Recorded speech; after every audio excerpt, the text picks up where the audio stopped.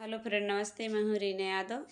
मेरे चैनल का नाम है रीना यादव गीत। आप सब बीच में मैं सोहर पर कुठान गीत लेकर आई हूँ। मेरा गीत कैसे लगा आप सब कमेंट में से ज़रूर बताना। अच्छा लगे तो लाइक करना, सब्सक्राइब करना, शेयर करना ज़्यादा से।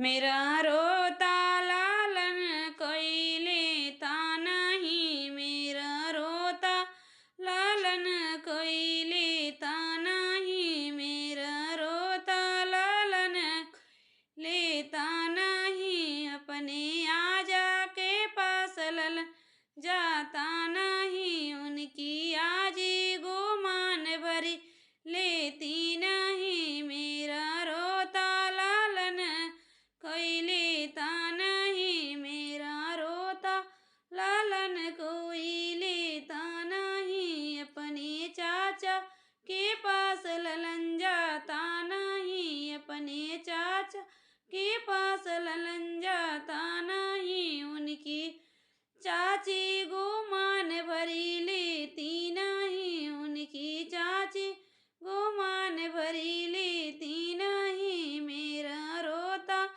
लालन कोई लेता नहीं, मेरा रोता लालन कोई लेता नहीं, अपने फूफा के पास ललन जाता नहीं, अपने फूफा के पास ललन